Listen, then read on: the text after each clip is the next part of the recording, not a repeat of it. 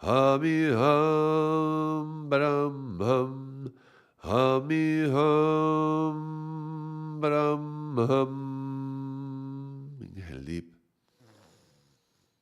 Hold the breath as long as you can. When you need to, you can exhale and stay in the silence.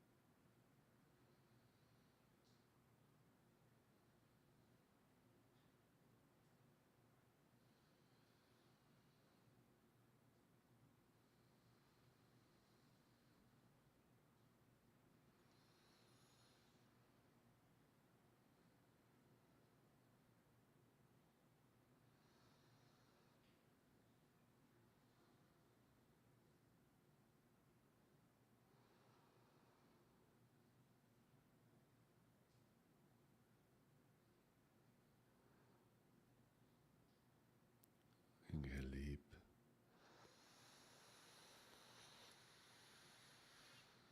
And exhale.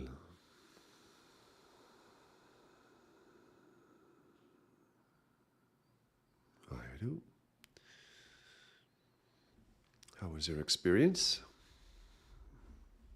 How did it feel for you?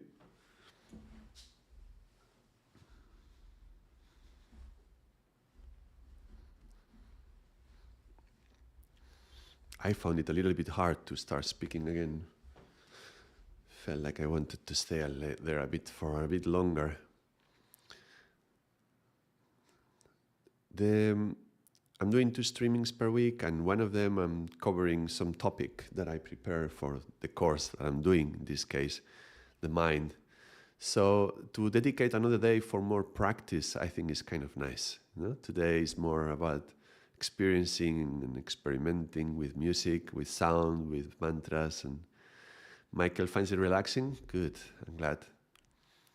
And so in a way, when we are alone, if we want to do the practice by ourselves, sometimes one will feel lazy, no? Unless we have a very strong discipline, one feels like getting up in the morning just to do your own yoga when you're alone at home is difficult. But if you are meeting with some other people, it's easier. We gather, we say, okay, let's meet at this hour and then let's chant some mantras together. I think that makes it easier to do it. So the fact that we are connected right now makes it easier to connect all of us. And time and space doesn't really exist. It's more like a perception, and it's more a perception from the mind. So if we close our eyes, which is the biggest window to the world for our mind, all the senses are in some way, but closing the eyes is a good symbol to tell the mind that we are going inwards. Then from within we can feel that we are all connected. No matter how far we are, there is a connection between us. And so chanting this mantra, chanting any mantra really, but spending this time right now chanting mantra and being in silence, I hope you could feel the connection, that we are all connected at this time. Yeah. So it's only when we open our eyes and then I see, oh, Bea wrote, all inner cells were vibrating, big connection, yes. When all the cells inside are vibrating, that's what we call Angsang Wahuru, yeah, Angsang Wahuru. Every cell in my body is vibrating. And yes, big connection. That's exactly what I was feeling, the big connection. And I could see how this, me doing a streaming, could be also a little bit selfish for myself, because finding other people who want to connect and meditate together, this is good for me, because if I have to do it by myself, it's more maybe boring or maybe difficult, maybe challenging, I don't know. But having some time that we can all connect is, it's great. It helps, yeah. So yeah, big connection indeed, yes. So when the eyes are open and then I see the monitor is there and I see the screen and I mean the writing here in the screen, what you are saying, and it makes me feel like we are separated, yeah, with the eyes open. But then as I close my eyes, I can feel a connection. So win-win, yes, Michael, exactly. It's a win-win scenario, yeah? We all win. I remember my teacher once telling me, set yourself up. Yeah, sometimes you need to set yourself up for success in some way. So by myself committing to having these sessions, and it forces me to be here, which makes it nice for me to receive the blessing of being in this space with you and chanting together. So yes, we all win. Yeah, it's wonderful. Funny, the word win and wonderful. They is so similar, yeah? Win, wonderful. I wonder if there is some connection there. Wonder and win. Definitely we win when we wonder. Yeah. Wondering is like one of the most basic intrinsic attitudes of anyone, because as babies, that's what we do. We are filled with wonder and we want to learn. So by learn, you have to be curious. In order to learn, we need to be curious.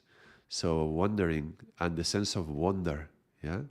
And I wonder, it's like questions, yeah? It's inner questions. Inner questions move you towards solutions. So having the right attitude of wondering, it's wonderful, yeah? You're full of wonder, full of state of amazement, ready to be amazed, yeah? And it's winning. Winning, it's receiving something, isn't it? So it's not about being the first, but it's about a feeling of success. Yeah. So a successful life has to be filled with wonder. Wo is the sound that we use in Wahuru, right? So that's wonder. Yeah. So Hel says, finding your channel was a blessing for me. So thanks very much for being selfish. Wahuru. I'm glad.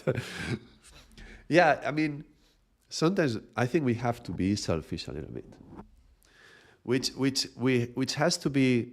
I mean, it's a kind of a paradox, because if we want to go to enlightenment, if we want to enlighten ourselves, if we want to find the light, that is a selfish thing to do, right? Because you are working on yourself, and so it is self-centered. When you wake up in the morning and you go to do your sadhana and you're chanting your mantras or moving your body, whatever you are doing in your practice, That is self-centered, isn't it? But now, is that bad? I wonder, because self-centered means that you put in the center yourself. And I'm not saying egocentric, I'm saying self-centered. Self-centric and egocentric is not the same. And yes, egocentric is when you put the ego in the middle of everything that you do. So everything that you do in life is with the purpose of satisfying your ego. That's something else. But self-centered is like the self is in the middle. And you look, to walk towards enlightenment, that's a self-centered thing to do. And I think at some point you have to let go even of that. And that's why service is so good to develop our love and the excellence within us. But service has to be part of, but self-centered is part of that, walking towards the crown of the mountain. Yeah? Paradox of the dot and eternity being the same. Can you elaborate that, Michael? I want to hear more about that. How interesting. The dot is like number one dot, a little thing, a very, very small thing. Eternity being the same. Eternity, I hear it like something infinite, like number 8, yeah? And how interesting. You develop it, Michael. Write down something what you mean and how do you connect with that idea. And I'm just going to say the way it just comes to me right now is like in the number of infinite, that's number 8, yeah? You are moving from one side to another, from one side to another. And there is a paradox. A paradox means that there are two things which apparently are opposites, but they are in harmony one with the other. That all is nothing and nothing is the all. Yes, interesting, eh? Chanting Hamiham connects with the void, and the void connects with the nothing. So maybe this conversation is arising out of this nothingness, yeah? And in the nothingness, there's everything. So yeah, that's a nice metaphor. And look, paradoxes, I find the spiritual path filled with paradoxes, like this being self-centered and being selfless service. Selfless service and self-centeredness have to be together. And there's constant paradoxes all the time. As another message, the root chakra is the same as the crown. In which way, Michael? In which way do you connect them? I want to hear how you connect the root and the crown. So, but in a way, I can hear it, yeah? You can only put the crown if you bow low, right? I mean, if you are standing tall, they cannot reach to your crown. You have to bow to receive the crown. So bowing is like putting your head on the ground. The ground is the earth, that's the root chakra. So one of the virtues, every chakra has its own virtues. The virtue of the root chakra, of the first element of the earth, is humility. Yeah, being able to bow low, to bring your head to the ground. And that's interesting because it's a symbol of putting my ego down and also putting my ego below the heart. When we are bowing, we are saying the ego, the head is below the heart. Even the mind is below the heart. The heart should be ruling, yeah? So the crowning yourself, yeah? In order to be a king, a queen, a Raja Yogi, yeah? You have to bow low and you have to bring your ego to the ground and find your humility. So that's how I'm connecting the root chakra and the crown. You let me know, Michael, how do you connect it? So the spiritual path is full of these paradoxes. And as I said, paradox is finding the middle path. Like Buddha was saying, find the middle path, which is where the two sides are in harmony rather than in opposition. This is like the root of all challenges of living with somebody. When you are living with somebody, there is a polarity between you and the other one. I'm talking about somebody that you love, yeah, like a marriage. Then there is like the yin and the yang, and finding the balance between the both. That's a big challenging thing. Michael says, root follows the laws of nature. The laws of nature are as pure as the source. All right. And Sohel says, it's a big question that there is a selfless deed at all, but inclusiveness might be the answer. Is there a selfless deed at all? Yeah. Yeah, that's a good question. Is it ever selfless? Absolutely. It can be egoless, right? But is it ever selfless? Because the self is always there, even if we may ignore it, yeah? But inclusiveness might be the answer. Yes, sometimes it's like when you see somebody in front of you and you say, well, they are a mirror to yourself. You know, everybody who is in front of you is a mirror to yourself. But it's also a mirror of God. There is a lot of cultures, particularly Eastern cultures. I think some Muslim cultures, some Hindu cultures, where you treat the guest as God. So when somebody is visiting your house, you treat the person as if they are God, and it's like almost overwhelming for the one who is visiting. Yeah, they offer you sweets and tea, and they want you to be comfortable, and they want you to be well, and that's quite interesting. I don't think I have this in my culture in Spain. I remember that was quite shocking when I visited Japan. Well, I lived in Japan actually for a while, and one of my friends, he invited me to his house to meet his mother, and she was just so generous, so kind, and she wanted to give me this and give me that, and she wanted to give me gifts as well. It's like, oh, I was looking in the glass and I was like, oh, what's that? Oh, do you like it? Here, I give it to you. No, I'm not. I don't want it. I'm just asking, what is this? No, so whatever it was in her house, and I was just curious about it. She would just want to give it to me, and it happened to me again and again in Japan. It was like walking in a market and then appreciating a pottery, and the lady was like, oh, where are you from? And I'm from Spain, and we chat a little bit, and she gave me the pottery, and like, but this is a market. You know, she was selling these things, but she wanted to give it to me for free. It was so hard to refuse, because that was really difficult for me. Like, how do you graciously accept? Because if you refuse, the first time I refused a gift like that, it was quite offensive for the other person. That was actually in Chinese culture. A friend of mine, she had her printer broken, and she had a few people look at it and they couldn't fix it. And you know, I worked in repair service of computers and printers, so that was quite easy for me at that time. I don't think I could be so easy now to fix a computer, but back then I was quite good at that. And so she told me, oh, the printer is not working. I've had 3 people trying to fix it. And I took a look and oh yeah, let me see. And a few minutes later it was working, and it was like, what happened? And like, well, there were 3 things that were not well, and I just adjusted them. And she was so happy. So she went and bought some biscuits to give them to me. We're like, no, it's okay. I just did it for free. You know, you're like friend of my friend, so I just wanted to do it. And she's like, no, but please take the biscuits. And I'm like, no, I don't need them. I just did it for just you know, it was so easy. It just took me a few minutes, and I could see in her face something was very wrong. So I recognized there was something wrong in what I was doing, and I was like, first of all, she wanted to honor that I dedicated a few minutes and I could help. She wanted to give something in exchange, but by me not accepting her, it was like losing face in some way, no? Michael says, give and take, the flip side of the same coin. Yes, indeed. And you know, I find this so often in the yoga world, and I think I recognize that in myself back then. Well, I had very, very low self-esteem. I've had a lot of issues with self-esteem back then. I don't think so much right now.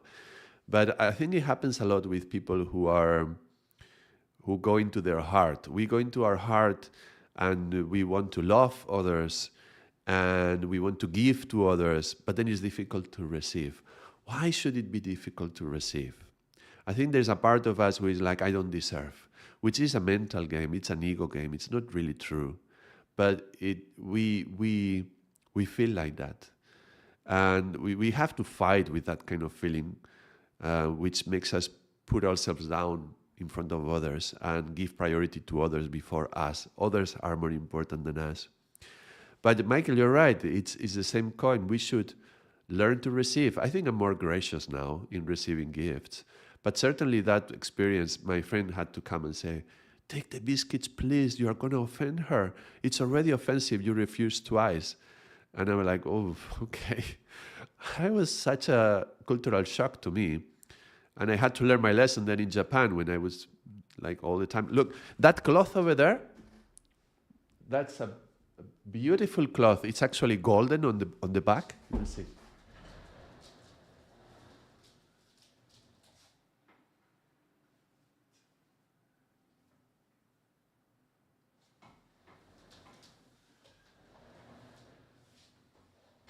I don't know if you could see very well from there, but it's golden. This is. I was in another place, and we were talking about some Japanese culture customs, and I was talking about, yeah, I used to do origami. I liked origami a lot, and now I've just found furoshiki, and which is like doing kind of origami but with cloth, and then you put inside objects. Like, let's say you want to bring your flask somewhere, so you would fold some cloth around. Oh, look, I have an example here. So this is my napkins, and I just do a little box with cloth, and this is called furoshiki. So you would make it more beautiful, right? I love these kind of things, and so, but that was at that time I didn't even know what it was. So I was in this house, and the lady of the house, she was there, and I was like saying, "Oh, I just found this furoshiki. This is so cool. You guys, Japanese, I don't know, you do everything special." And she just went inside her kitchen and came back with that cloth, and she just gave it to me. And I think it was like the most beautiful cloth she had in her house, probably. And I was like, "How can I take this?" But please, I was just saying, I appreciate your culture. But of course, I had to take it. After I would like, there's a little bit of, you have to try not to take it, but then you cannot not take it. So that's so difficult. Yeah, so nice, says Michael. Yeah, it's but I found myself always challenging in these positions, because how do you want to take, right? Because it's the gracious thing to do, and it's honorable for them. But then I was feeling like, should I give something back now? Should I give her something? Do I have something? I don't know. I don't even know if I have something to give her, What can I give her? But it was this kind of feeling all the time when I was living or traveling with Eastern people, yeah? But I think it's a lovely thing to have, this wanting to give, yeah, and getting and giving. I'll give another example. I'm getting some stories today, somehow. We will chant in a minute again. I'm having another story. I was in India for a few months. We traveling with my mantra teacher, Mas Mare, and we were preparing for a trip. There was going to be, this was Christmas, after Christmas of 2003. So there was on end of January, I think it was, or February, there was going to be a group from the UK who were his students, Masmari's students, and we were going to do a tour of the south of India. We were going to go to Arunachala to see the cave where Ramana Maharshi lived. We were going to go to Coimbatore, Madras, and a few other places, Pondicherry. So we went ahead and we were doing the whole tour by ourselves, staying in a number of ashrams, and then we would do the whole tour again with the group, right? So that was the idea. So where was I going with that? I don't know where I was going. I got lost.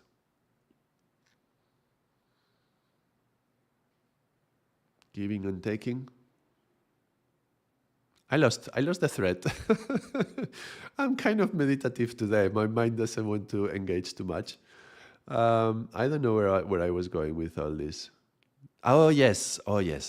So in one of these ashrams, actually the ashram where I learned this mantra Hidaya Guharamadi, in this ashram there was a sadhu living, Sadhu Kumarananda. I'll always remember him. And he was a simple man. He was an older gentleman. He was probably 80-something, probably 82 or something like that. I don't remember exactly his age. But he was so sweet and so saintly. I was quite impressive. And I learned something beautiful in that ashram as well. It was called Ananta Niketam. It's an ashram in the foothills of the Arunachala, and Arunachala the it's a very famous mountain there in India, in an area. There is a city right there, very close, and it's called Arunachala is called like the mountain of fire. It's said that there are many sadhus, invisible sadhus living there, or saints. Yeah. So in this Ananta Niketam it was an ashram for orphans. So there were some children living there, but actually all the children of the town nearby, they loved to just come there and just play. And not only play, they were learning things as well, which is something that we Westerners don't understand very well. I mean, they were teaching children some very useful skills, like building a hut or like cooking. But sometimes a Westerner would go there, would stay in the ashram, would see the kids working, and they would think that there was child exploitation. This is the thing, how it happens with us in the Western mind, yeah? We don't understand the context. Those children were learning at that time some very useful skills for life, something that they would need, and it would help their family to be able to build their own hut. But anyway, I'm just rambling. In that ashram, in the evenings, the children would come and they would serve this older man, the Sadhu Kumarananda, and they would give him food. They prepared the food themselves. They give him the food, and after he finished, they would collect his place and they would clean it. So doing service for the older man, and he was just sharing the space with them. And sometimes I would see them sitting around him, and he would just be chanting, or he would just be singing, or just talking something. And I thought, how beautiful this culture in which the wisdom accumulated from a whole life can be shared with those who are just starting. And I remember very sadly how in my culture, older people go into hospital, like, how do you call that? Like a house for old people to live in, Casal d'Avis in Catalan. It's just a place where, most people retire, and they are, there's 50 older people there living, and there's some people taking care of them, and they are totally like, it's like a flower which is like drying up, They probably would have so much to give and so much wisdom to share, and yet who wants to listen to them? Who goes there? Only a few people to take care of them, sometimes the family, and they feel so lonely. And so meeting this in the Indian culture, seeing this older gentleman sharing the wisdom of his life with those children and with the young people, we were there as well, right? But I couldn't understand. He was speaking in Hindu. So I found it very inspiring, and I realized that was really lacking in my culture. But so coming back to the idea of giving and taking, so he spoke English as well. So I sat with him and I was talking to him a few things, and he said, "I don't own anything." He said, "I don't have anything." He said, "I'm a sadhu." And I was like, "Well, what is a sadhu?" And he said, "Well, a sadhu is somebody who has lived already his own professional life and family life, and now they let go of everything to dedicate themselves to the divine." And they're like, "Oh, so you were not a swami?" No. He said, I had a family. And where is your family? He said, "Oh, they are, they're doing their things. I already live with them for many years. Now I am a sadhu." It's like, "Oh, all right. And what about your possessions?" "I gave them all away." He says, "I don't have anything." He says, "If you go into my room, there's very few things. The things that I have is when people give them. And if somebody needs it, I'll give it to them. No problem. I don't need anything, any of that." He had like an old radio, and he says, "Do you want my radio?" I said, "I don't want your radio. Please don't give it to me. I don't want it." Right? So he was like, "Look, possessions are just like it's like a ghost in a way. They are not really real. And if somebody takes away your possession, what does that even mean?" He said, "Look, if I have a radio, let's say somebody went into my hut and they stole it. Yeah? So what?" He said, "First, if somebody stole it from me, it's probably because it was my karma. Well, probably no, for sure. It was my karma because I stole it from somebody else before. So, he's welcome to take it, and please clean me of my karma. So thank you for taking it away so that I don't have that karma anymore. So you clear my karma. So thank you. But second, maybe you need it more than I do. So maybe if they took it, it's because they actually need that radio. I don't really need it, so you can take it. That was so simple. So is anything happens to us, two approaches, right? Anybody robs us, anybody steals us, two things. First, is our karma. Second, maybe they need it more than I do. So I give it away. So you give it away after you have been taking it away from you. So, but this is like you can choose to let it go. That's non-attachment, or you can just why did they steal it, and bloody people, why did they do that? And then you create a whole drama, which reinforces the seed of karma, which was there in the first place, which means that the karma is not fulfilled, and it will come back, and probably will come back even bigger. Next time, it will be something bigger that will be stolen. So that was a beautiful lesson from Sadhu Kumarananda. He wrote a letter for my mother. He said, my mother asked me to ask him to write something for her, to share his wisdom. And he wrote a letter, and she treasures it very, very much. She has it at home. Every now and then she reads it. I don't know what he said in the letter, but she really enjoys that, to read that. So giving and taking, yeah? So who is giving and who is taking? Wahiro. That's as far as it took me, that comment. But yeah, Wahiro.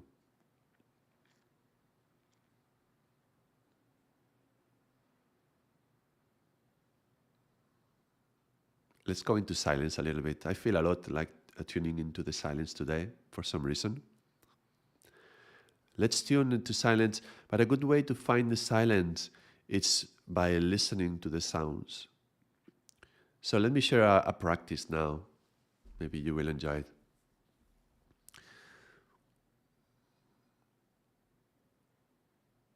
So one of the problems with the mind is that it gets distracted. And when it distracts itself, it's unfocused, and it goes from one place to another. And we know that the path towards samadhi is a path that goes through concentration. So paying attention to one thing. But the thing is, paying attention to one thing is not always easy, and the mind wants to distract itself, remember? So something we can do to find the inner peace and the inner concentration is to actually do the opposite first. So rather than going inwards to one point, I'm now going on with the idea of the paradox that Michael was talking about, how the dot and eternity is the same. So what we're going to do is, rather than going into the dot inside of us, the point of consciousness within, we're going to go outside. And rather than listen to one sound outside, we're going to listen to the eternity outside. So all the sounds. Now, but we're going to do it in a very specific way. When we hear a sound, the mind will want to engage itself. And it will want to engage itself by doing two things. One is labeling the sound, and two, establishing a preference. So I talked the other day about how as the ego is evolving with the baby and becoming a young kid and then an adolescent, we establish preferences. We like something or we dislike something. We want it or we don't want it. And that polarity is what the ego feeds on that. That's how enemies and friends are born. Sangat is different from all that. So when we are listening to a sound, it's very much like hearing something that the ego will want to say, I like that sound or I dislike that sound. And I'm going to suggest to do something that is not going to be into the realms of liking or disliking. Actually, a good definition of a yogi is the one who goes beyond the polarity of likes and dislikes, beyond what you enjoy and what you don't enjoy. And there is a sentence, I think is by Guru Nanak. He says,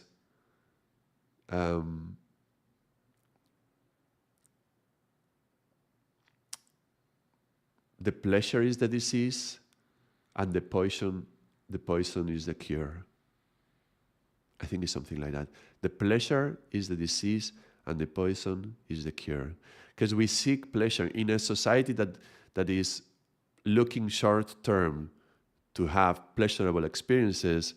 We let go of things which are long term. This is how it's so difficult to sustain a relationship for many years, because eventually something unpleasant happens, and then we are used to, if something breaks a little bit, then we change it and we buy a new one rather than fixing and updating and upgrading. So a yogi is the one who goes beyond likes and dislikes. So when we are hearing a sound, I said we will do two things. One, the ego wants to find whether it likes it or not. And the other thing is that the mind labels it. So the mind puts the label and the ego decides whether he likes it or not. This is the entanglement of ego and mind. We're going to disentangle this. So how are we going to do this? First, as we hear something, we're going to go beyond the label of what it is. So if you are in a place and you hear, I will do this practice sometimes in the trainings with an open window and listening outside. And so I can guide, because I can hear what is outside and I can explain what they are hearing and what they should be listening to, which is not the same. So if you have a window and you want to open it, you can just do that. And let's say that you are going to hear the sound of a motorbike passing by. Maybe you're in the city. Now the mind is going to label it and it's going to say that's an engine, that's a motorbike. And then the ego is going to say, maybe I don't like that sound, it's too strong for me. So the ego is not going to like that, the moment that you put the label on that. So that's called labeling and having a preference on that. If you hear a bird, maybe it's a beautiful bird that is singing, and then you hear the bird, it's like, oh, what a beautiful bird, right? So immediately the label bird comes, and then the preference comes, which is I like that sound of a bird. And then you want to listen more of the bird and to listen less of the motorbike. I hope it's clear, yeah? So this practice, it's about not labeling. So we're going to listen to the sounds and not put a label on them, which is not an easy thing to do, yeah? You are going to hear a bird, but can you just hear the sound of the bird singing? So it's just sound. Sound is no more than vibration.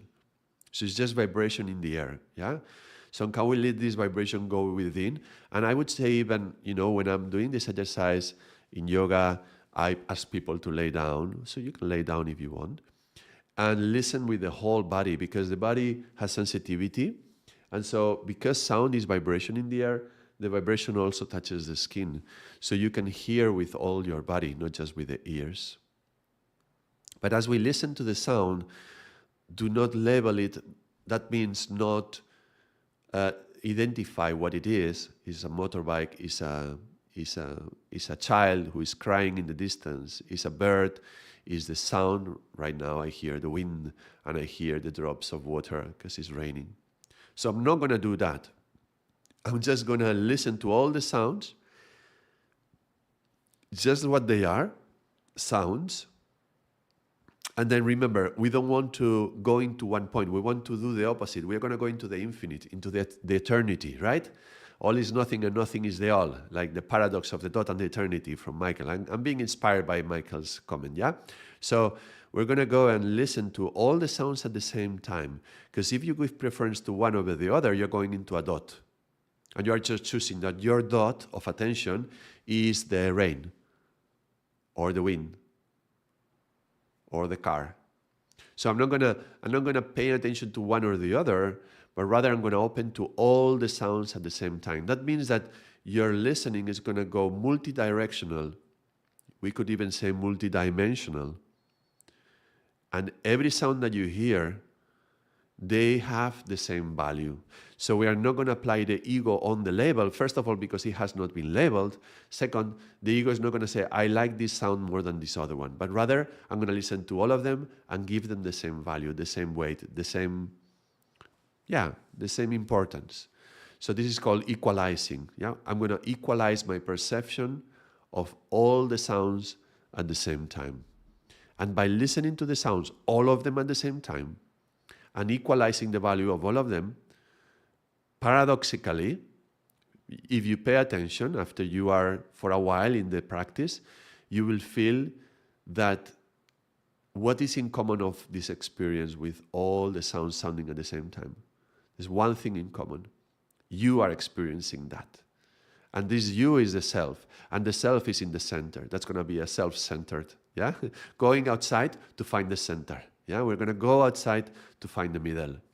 And by listening to all the sounds outside, in the middle is going to be a dot, one dot of consciousness, one point of consciousness, which is going to be silent. Because in order to truly listen, you have to be silent.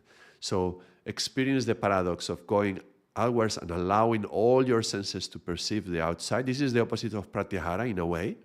Rather than going in, we're going out. And yet, in the center of myself, there's going to be the one who is perceiving everything. That one is going to be in silence. So let's see if we can do that. Okay, I took a long time to describe it because it's an elaborate practice. But if you can master this, you can practice it even in a train station when there is a lot of noise, in a place where there is a lot of sound and sirens blaring or whatever is happening. You can find peace in any space if you can remove the label and stop enjoying, like I enjoy that and I don't enjoy that. You can just perceive everything like sound, like vibration, and suddenly you can meditate anywhere. So that's something useful to learn, isn't it? All right, so let's do that. And I will be guiding it a little bit, but not too much. So I will be in a lot of silence. So we will just be without. If you can close the eyes, close them. If you can lay down, you can lay down, or you can just sit up. But if you lay down, if you are very sleepy, there is a danger you will fall asleep. If so, just stay sitting up. But if you feel rested and well today, energetic and vital, then you can lay down and do the exercise laying down.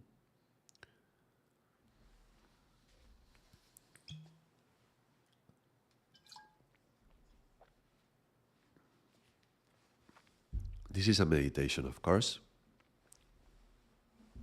And this meditation is done with the sense of hearing. But before we go into the hearing, there's going to be things you may need to adjust. Maybe you're uncomfortable in somewhere. Maybe your back, or maybe your clothes, or maybe a leg, or a hand, or an itchiness here, or whatever. Do whatever you have to do to adjust yourself so that you find the comfort that you need, so that you can hold the space for meditation afterwards. So you adjust what you have to do, and after everything has been adjusted, then allow and choose the body to relax. Do a few deep breaths, and then we will stop paying attention to the breath. In fact, this practice has no particular breath, no particular mantra. So that's quite an unusual one. So do a few deep breaths, and as you exhale, you let go, and you also let go of the need to pay attention to the breath.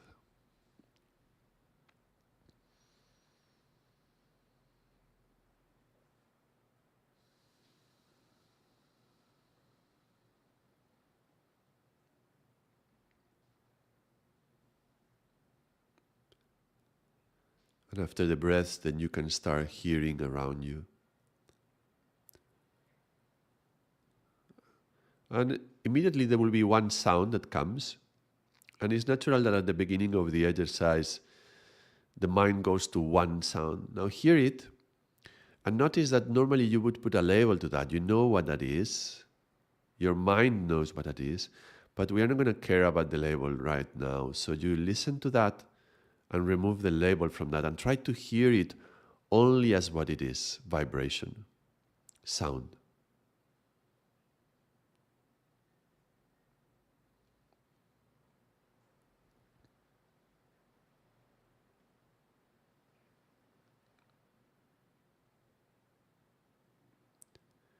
And as you are hearing one sound, another one will come.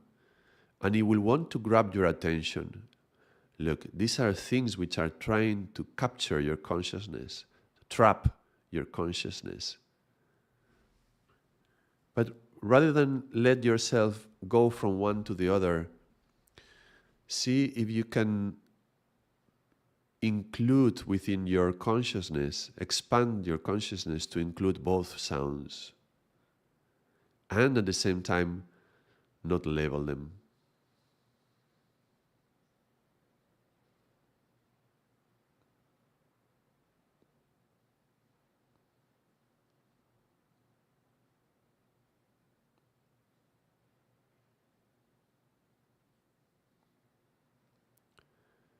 Do not decide whether you like the sound or not. Do not understand what the sound is. Just listen to it.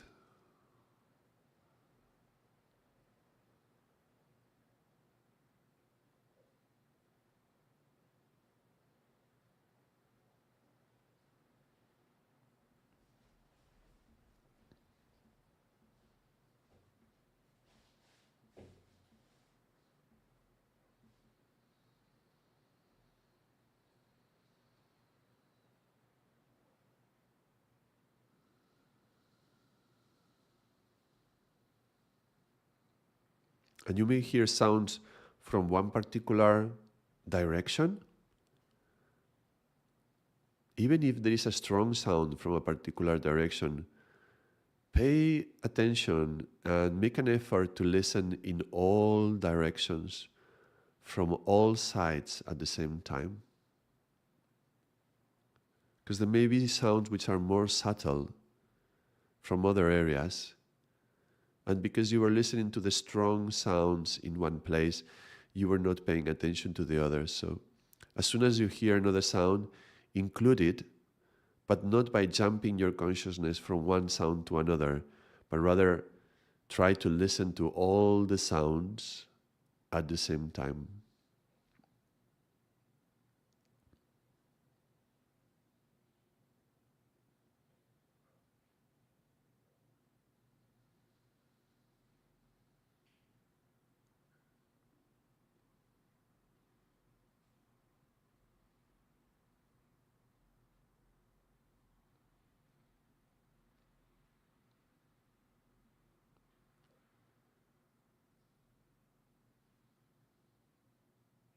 In all directions. We may have a tendency to listen to one side or the other, or the front or the back, but try to listen also above you, below you as well, 360 degrees everywhere, and also within, because you may hear your breath at the same time. All the sounds at the same time. No sound is more important than the others. Equalize the value of all the sounds.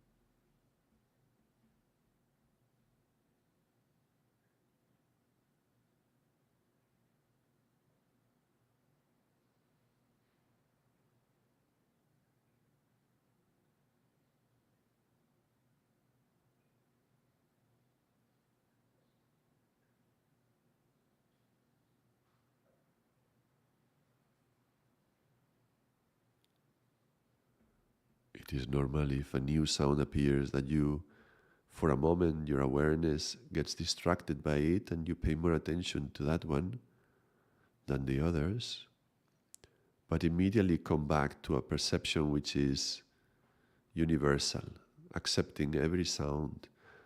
No sound is evil, no sound is bad, no sound is not worth your attention. You listen to every sound, including your breath.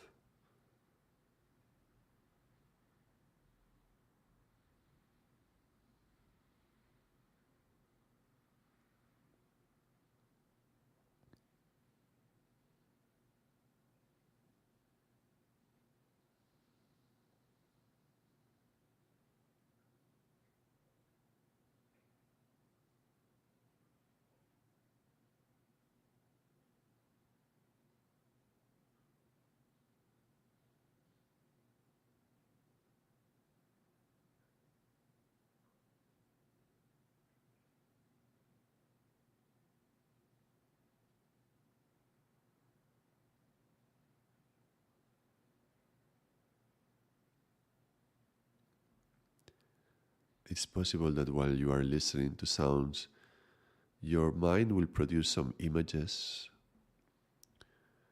Your mind is trying to get distracted, but don't allow that by looking at the images and going away with the images, but stay with the sound.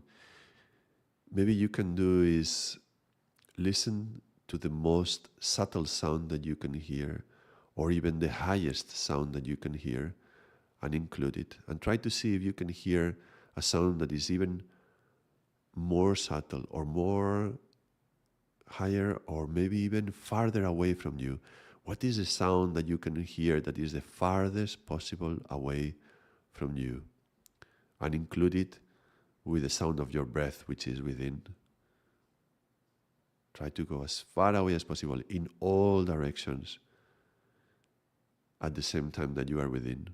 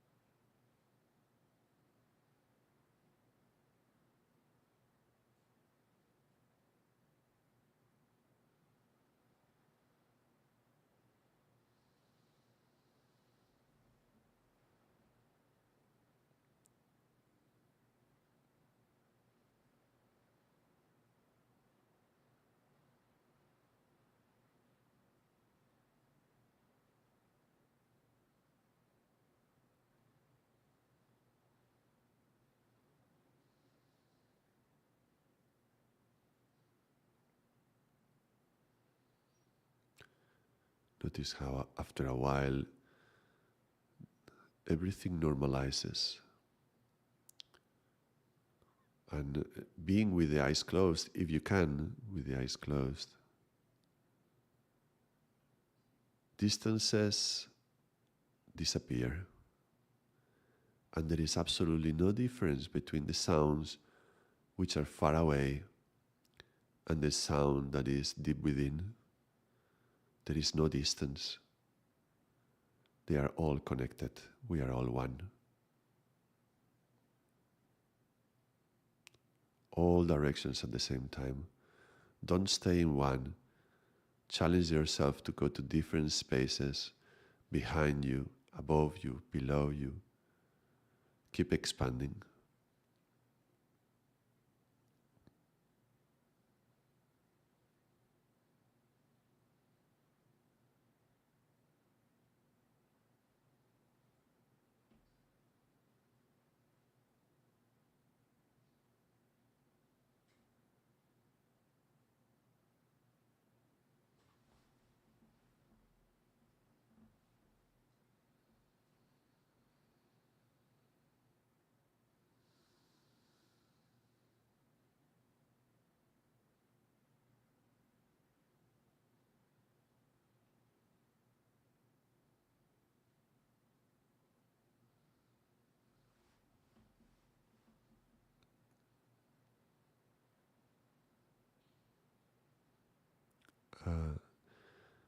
A thought may come every now and then,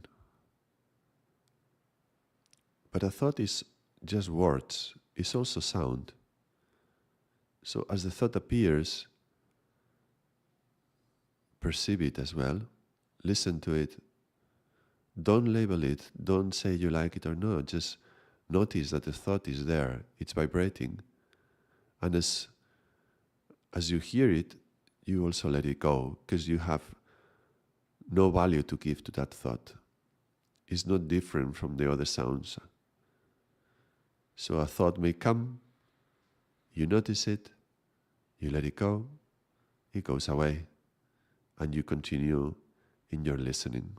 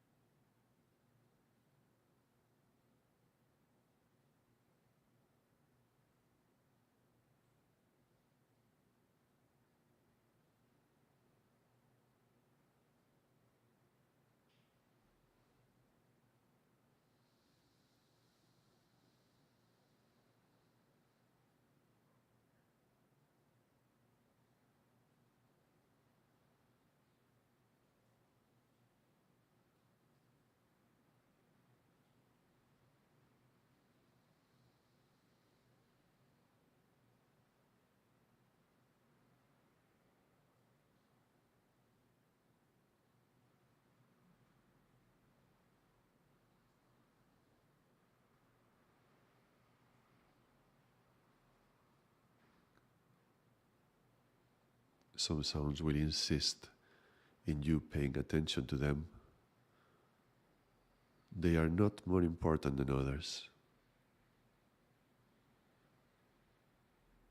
Stay in the center of all this soundscape.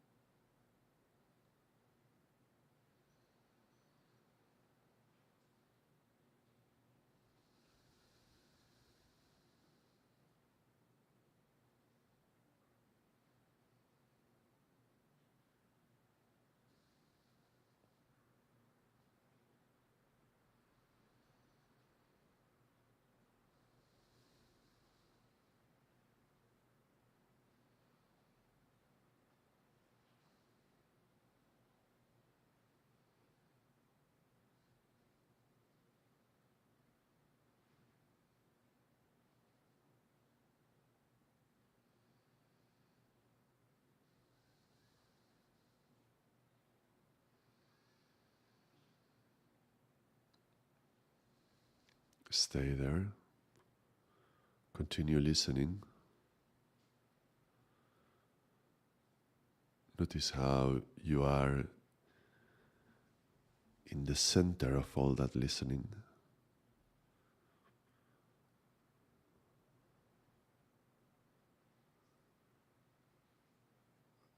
Who is listening?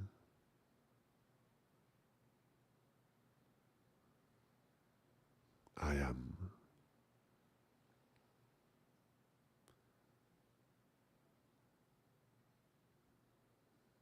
Be aware of the awareness that is perceiving all these sounds.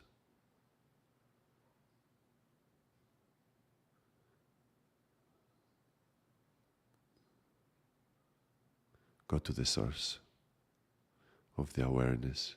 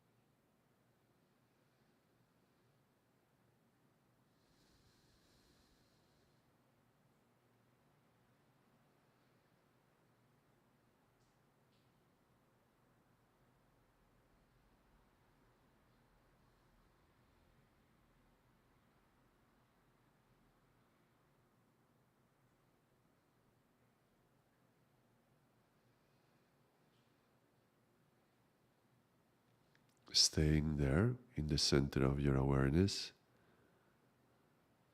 notice your breath.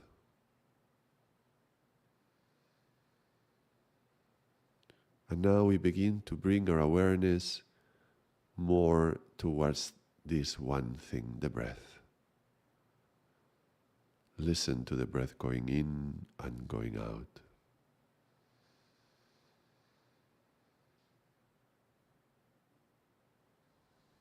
And by allowing yourself to pay attention to this one thing, there could be a lot of joy from so much expansion to now focusing on one thing, your breath, which gives you life. Allow that breath to be deeper, and to feel the life that comes with that breath.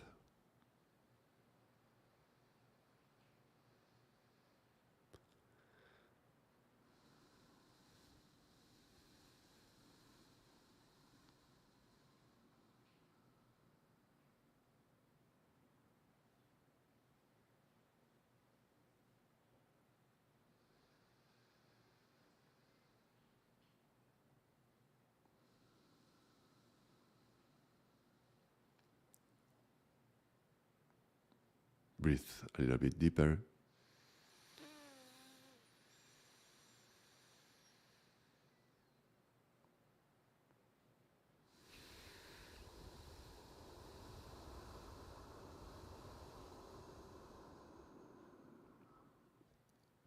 Inhale.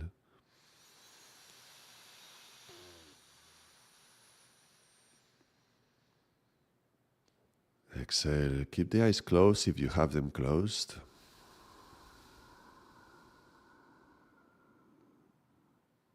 Don't open them yet. Inhale deep.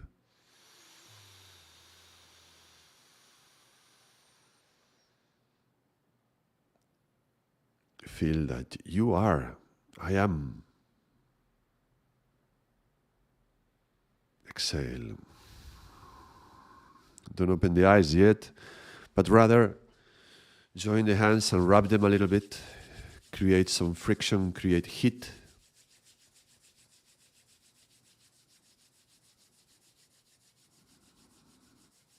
If you were laying down, you may want to move very slowly. Then cover your eyes with the hands without touching the eyes, but cover them so that you can feel the heat in your hands on your eyes.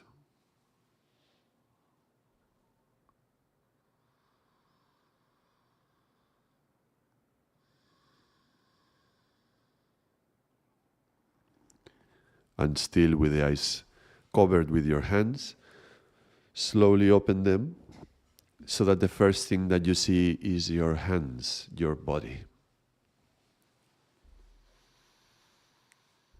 And then slowly you can move the hands away from your face. You can rub your face as well a little bit if you want. You can touch your skin, your eyes, your lips, your head. If you're laying down, you may want to do a few stretches behind and to one side and to the other before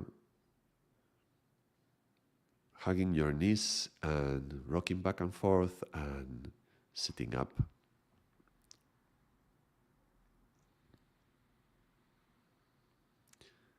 Sometimes it takes time to come back from this exercise to noticing that we are in this body, in this world. How was the experience for you? Maybe you can say something in the chat. If you arrived in the middle of the meditation, you can watch the full one in the recording that we will leave in the channel. But we chanted some mantra, and then we went into listening, and then we went into silence. So we did like chanting, listening, silence. We were in a process of getting into the silence, and we were finding in the silence the paradox between going outside and going within. It's a really, really interesting way to meditate. Rather than trying to focus the mind on one thing, which is sometimes very hard, focus the mind on everything. And what happens is the same. The result is also the same. That you end up noticing that the part of you that is aware of everything, that's one part, and that's within. So let me know how the meditation went. I hope it was a good experience. If you are here online, then you can write it in the chat if you wish. If you are watching this video recorded, you can leave a comment in the comments of the video. So this is a really good practice to, as I said, to focus the mind, also to build up tolerance, particularly towards any kind of sound that you dislike. If you live in an area where there is a lot of traffic, or you find yourself in a place where there is a lot of noise and you're trying to meditate, this is ideal. This is a practice I would practice regularly, but Also, when you learn to do this with the sound, with hearing, you can apply later that to all the other senses. So you may taste something that is not to your liking so much, but a yogi is the one who goes beyond likes and dislikes. It doesn't mean we have to punish ourselves eating food that we don't like, but that we can neutralize something from my ego as something happens, yeah? If we see something that we dislike, can we train ourselves to just see it for what it is? Lovely, thank you, says Michael. Why you do? And Sohail writes, deep silence of mind. Yes. You can also do this practice rather than trying to hear all the sounds at once. I'm going to give you a few variations for the practice that you can practice alone by yourself. One would be to try to listen to the highest sound you can hear. You know, there's a number of beep within us, and you can listen to those harmonical sounds, and you may go higher, and you may hear a higher sound and a higher sound. Try to find the highest pitch that you can find. And this is what Masmara used to call the psychotherapy of the yogis. Yeah, it can clean the mind as well, and yeah, it can bring silence to the mind. I suggest that you do this practice by yourself as well. Now that you learn how to do it, maybe you already knew it, because by me guiding it, you were hearing my voice, and that meant you had to label. In order to understand the words, you have to label them, and you had to create ideas in your mind from what I was saying. So the ideal is when you can get to a point where you can practice without hearing anybody guiding you in the practice, no? So you should be able to, now that you have done it once, repeat the experience by yourself. There is another practice as well, another variation that I encourage, which is going to be, it's a really difficult exercise on developing your capacity to stop labeling, which is put yourself in front of a TV or a tablet or something and put the news. Because the news are designed in such a way that they are trying to talk to you. They are trying to grab your attention. And also they are generally quite dramatic. The news are generally called bad news. So, and there is a part of us which enjoys drama, and we get hooked up on drama. So we're going to want to neutralize that. So first of all, you put yourself in front of the TV, eyes closed, but you hear the voice that is trying to talk to you. Hopefully it's in the same language that you like, your main language. And then the training is to listen to those words as what they are. That means sounds. So you listen to it just like sound, don't label it. And that it will take a while and it will be hard, it will be challenging. But when you get to the point where you just hear the sound, eventually it will be just, you are hearing sounds, but you're not understanding the words. You're just listening to the sound. And that's the moment when you disconnected the labeling part. So train yourself to be able to do that, disconnection of the labeling part. And then you're just hearing sounds for what they are. Then that grows neutrality. That's going to help the neutral mind to establish itself. So that's another variation of the exercise that you can train yourself with.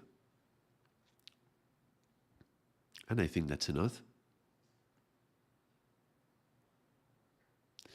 Yes, that's enough for today. I feel like we reached to a nice place, a very meditative state. And I'm liking this idea that some days are going to be more about the theory, let's say, and some days are going to be more about the practice.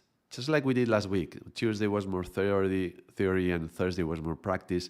This week we did the same. Now, I mentioned next week I'm going to be away on a retreat.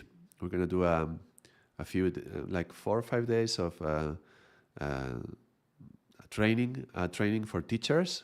They are becoming teachers of Kundalini Yoga, and we spend a few days together, like if we were living in an ashram, in the classic ashram. So I'm going to be away, and I'm going to be able to record anything. But on Monday, I may have time to connect in the morning only, just like today. So if I can, it may be a spur of the moment thing, and I may not even send us a message. I may just connect. If I don't, then expect me on the following week, on the other week, which will be also during the mornings. But yes, thank you for being here, all of you who are during the stream, and thank you for anybody who tunes in to this recording after it is done. And I hope you got out something out of this. Mantra, listening, and then silence. Yeah. So let's stay in that state of silence and meditative. And thank you for everything. And until next time, Sadnam.